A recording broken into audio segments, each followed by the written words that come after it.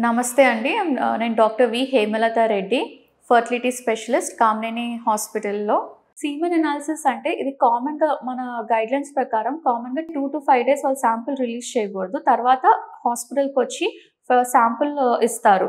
Release చేశాక మైక్రోస్కోప్‌లో చూస్తామన్నమాట. ఏమేం చూస్తాం ఇందులో అంటే ఫస్ట్ కౌంట్. ఎంత కౌంట్ ఉండాలి? నార్మల్ వచ్చి 16 మిలియన్స్ పర్ ఎజాక్యులేషన్ అంటాం. అది కౌంట్. నెక్స్ట్ కదలికలు అంటే మొటిలిటీ. దీంట్లో యాక్టివ్ అంటే ఏ గ్రేడ్ ఎట్లున్నాయి, బి గ్రేడ్ ఎలా ఉన్నాయి, ఇమ్మొటైల్ ఎలా ఉన్నాయి, డెడ్ సెల్స్ ఎలా ఉన్నాయి. ఈ మనకు కావాల్సినవి ఏంటంటే ఏ అండ్ బి గ్రేడ్. ఇవి 2 కలిపి మోర్ దాన్ 32% ఉండాలి. నెక్స్ట్ మార్ఫాలజీ అంటే ఆకారం. ఆ స్పెర్మ్ ఒట్టి ఆకారం ఎంతలా ఉంది. నార్మల్ వచ్చేసి 4%. తక్కువ ఉంటే దాని ప్రకారం ట్రీట్మెంట్ అనేది ఇస్తాము. సో ఈ 3 మెయిన్ థింగ్స్ మనం సీమెన్ అనాలిసిస్‌లో చూడాల్సినవి. ఈ అనాలిసిస్ బట్టి మనం నెక్స్ట్ ఫర్దర్ ట్రీట్మెంట్ ఏంటి, నెక్స్ట్ ఇంకా ఎక్కువ టెస్ట్‌లు ఏమైనా చేయాలా అనేది డిసైడ్ అవుతాం. First count. ఫస్ట్ మనం కౌంట్ ఉందని. కౌంట్ తక్కువ ఉంది. 16 మిలియన్స్ కంటే తక్కువ ఉంది. కదలికలు 32% కంటే తక్కువ ఉన్నాయి అంటే ఇన్ఫెక్షన్ వలన లేదా కింద ఎక్కడైనా బ్లాక్ ఉండటం వలన చూస్తాము. అంటే ఇన్ఫెక్షన్‌కి దానికి సీమెన్ కల్చర్ సెన్సిటివిటీ ఇస్తాం. దాంట్లో ఏమన్నా రిపోర్ట్స్ పాజిటివ్ వచ్చింది అనుకోండి ఏదైనా ఇన్ఫెక్షన్‌కి, దాని ప్రకారంగా 14 డేస్ యాంటీబయాటిక్స్ పెట్టి తర్వాత మళ్ళీ సీమెన్ అనాలిసిస్ ఒక 2 డేస్ తర్వాత రిపీట్ చేస్తాం. ఏమైనా ఇంప్రూవ్‌మెంట్ ఉందా లేదా అని చెప్పి. నెక్స్ట్ కింద బ్లాక్ ఉండటం వల్ల అంటే ఈ హైడ్రోసీల్, వారికోసీల్ వల్ల ఏమవుతుందంటే కదలికలు, ఆకారం అన్నీ చాలా డ్యామేజ్ అవుతుంది. ఈవెన్ కౌంట్ కూడా తక్కువ అవుతుంది. సో దానికి ఏంటంటే స్క్రోటల్ స్కాన్ చేస్తాము. సో దీనివల్ల మనకి ఏదైనా హైడ్రోసీల్ ఎంతవరకు గ్రేడింగ్స్, వారికోసీల్ దీని ఎంతవరకు ఎఫెక్ట్ అయింది ఇవన్నీ మనకి తెలుస్తుంది.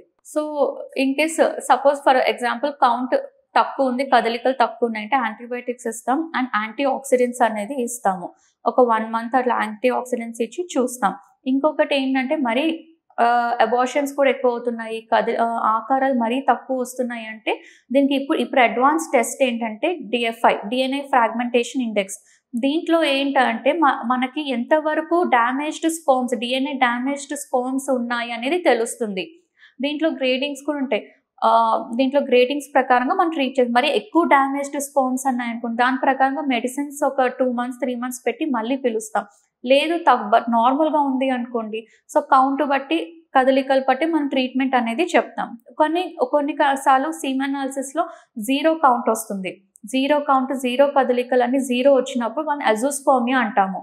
వీళ్ళకి ఎక్కడ బ్లాక్ ఉంది అంటే జెనెటిక్ ఏమైనా ప్రాబ్లమా, లేకపోతే హార్మోన్ ప్రొడక్షనే అవ్వట్లేదా, దీనివల్ల మనకి స్పెర్మ్స్ ప్రొడ్యూస్ అవ్వట్లేదా అనేది చెక్ చేసుకుంటాం.